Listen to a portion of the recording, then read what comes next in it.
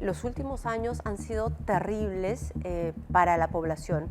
Ha habido un estado en abandono, indiferente, que es ciego frente a la necesidad básica de la población. Yo creo que jugó mucho además la narrativa de la izquierda, utilizando el sentimiento antifujimorista. ¿Por qué de nuevo? ¿Por qué ahora? Después de lo que me ha tocado vivir, y tú has hecho un breve resumen de lo dura que ha sido mi vida, la partida de mis padres hace algunos meses atrás, un divorcio y una carcelería muy injusta, hoy con una absolución. Todo ese proceso tan difícil me hizo madurar, crecer, pero sobre todo lo hago por la situación tan dramática por la que atraviesa mi país y los peruanos. Hoy las cifras de inseguridad, ese sentimiento de miedo se ha apoderado del Perú. Y yo creo que ha llegado el momento de devolverle la confianza a los peruanos, de recuperar el orden. Y para nosotros, desde Fuerza Popular, quien habla, tenemos el mejor equipo y sobre todo la fuerza y la decisión para poder recuperar la paz en el Perú. Y la experiencia, porque vamos a hablar un poquito de esa parte que te tocó vivir muy jovencita, cuando la separación de tus papás, Susana Higuchi y el señor Alberto Fujimori, deciden separarse. Tu papá prácticamente pone sobre tu cabeza el peso de convertirse en primera dama. Y claro, no era algo fácil. Pero si tú le preguntas a los peruanos, a la gran masa de peruanos, y yo comparto con muchos, y me ha tocado vivir y trabajar en Perú en muchas ocasiones, les preguntas cuál fue ese periodo de tiempo donde el Perú recuperó la tranquilidad, el orden, la estabilidad, donde además Perú internacionalmente se hizo un nombre. Sí. Fue en el periodo de su papá, de Alberto Fujimori. Un hombre que supo combinar la mano dura, pero al mismo tiempo respetando las instituciones democráticas. Yo creo que el único pecado, y vamos a hablar a calzón quitado, que se le puede quizá aducir es Vladimiro Montesinos, pero fuera de Vladimiro Montesinos y de lo que supuso el estigma de Montesinos, su gobierno devolvió literalmente el Perú a los peruanos, sacó a Tupac Amaru, sacó a Sendero Luminoso, erradicó el terrorismo, y eso es algo que los peruanos recuerdan. Cuando mi padre se va de este mundo, fueron miles de personas que fueron a despedirlo. Y yo eso, mi familia lo agradece, todas estas muestras de gratitud del Perú profundo que fueron a darle un último adiós. Efectivamente hay ese recuerdo de que se derrotó a Sendero Luminoso y al MRTA. Además, se logró una estabilidad económica que luego significó un crecimiento que hasta ahora el Perú sigue gozando. Tuvimos una hiperinflación terrible en los primeros años de los 90. El año pasado el Perú ha tenido la inflación más baja en Latinoamérica. Pero lo más importante, yo en mis recorridos a lo largo de todos estos años, Marian, y conozco a profundidad mi patria, he podido recoger esas muestras de gratitud por las obras que hizo mi padre, los colegios, las postas médicas, las carreteras, pero sobre todo por esas anécdotas de convivencia que tuvo su presidente con su población.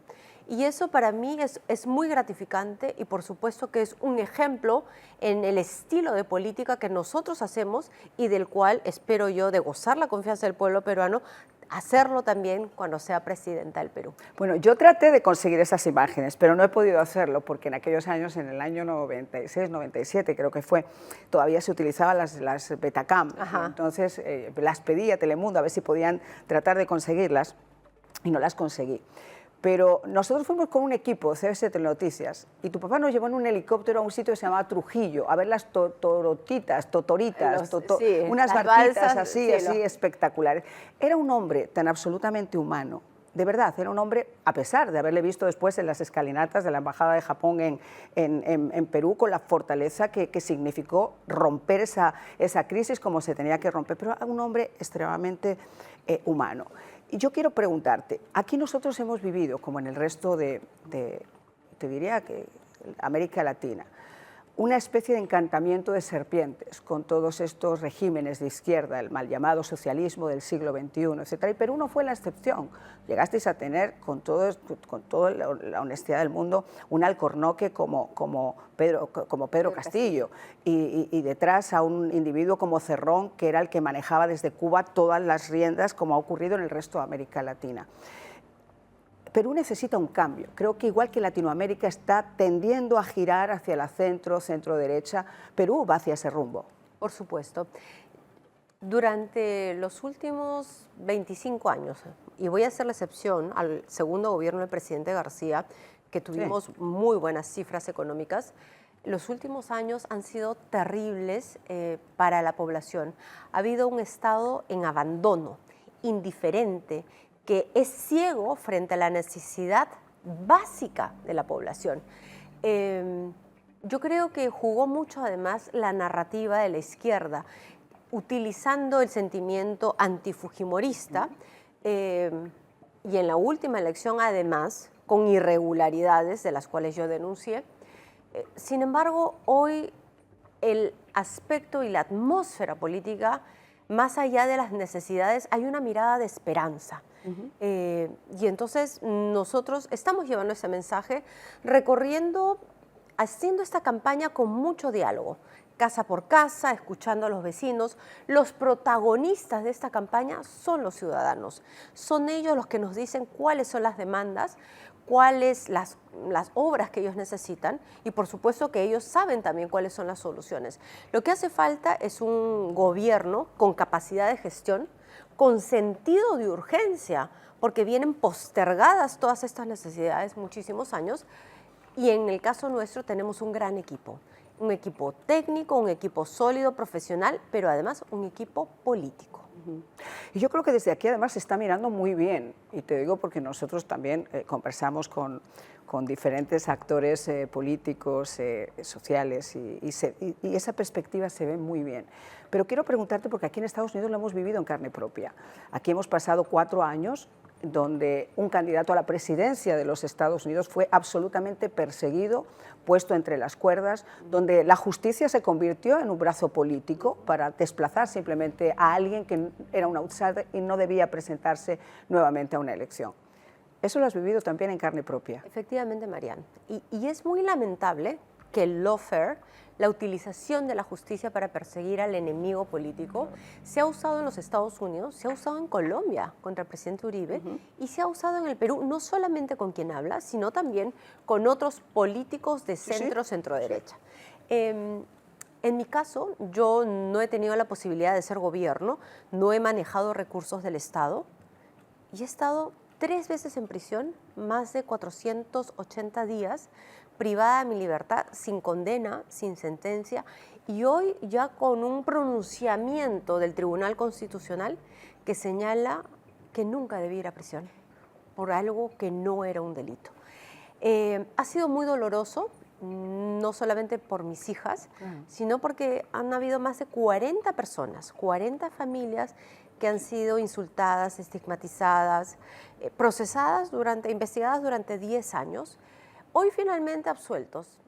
A mí lo que me da alegría es que este proceso tan duro, primero me acercó a Dios y segundo me hizo levantarme con más fuerza, no solamente... Eso te iba a preguntar desde el punto de vista humano, porque uno escucha con esa fuerza, con esa resiliencia, con esas ganas, pero hay una parte humana que no te devuelve nadie. Y antes comentabas la separación, tus hijas, ver esa perspectiva, decir yo soy inocente y sin embargo me tienen encerrada, privada de mi libertad, mientras se decide si sí o si no. ¿Cuál ha sido eso, esa factura emocional que ha pasado en ti? Estar injustamente en prisión me hizo comprender el verdadero sentido de la libertad, Marianne. Lo que uno toma o lo das por sentado, como es el cariño de la familia, de repente solo lo recibes 2 o 3 veces a la semana y por pocas horas. Y entonces eso pasa a ser ya un lujo, pero entiendes el amor y el cariño y esa fuerza que te puede dar la familia.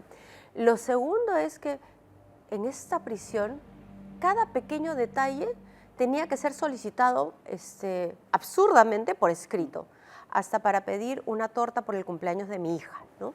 Entonces, ahí te das cuenta que la libertad no tiene precio, ¿no? Y el valor y el cariño de la familia es fundamental. Vuelvo a repetir, yo tenía dos opciones, o quedarme derrumbada y triste, o levantarme. Y ese ha sido mi caso, y es lo que yo veo además en mis hijas. Veo a dos jovencitas, hoy adolescentes, porque ellas tenían 9 y 11 años Wow. cuando le arrebataron a su madre, pero hoy son dos niñas con futuro, inteligentes, fuertes, y eso para mí también es una señal. Y hoy soy candidata y quiero ser presidenta del Perú, sobre todo para devolverle esa esperanza a todos los peruanos y sobre todo a los jóvenes, a ellos por los que tenemos que labrar un mejor futuro.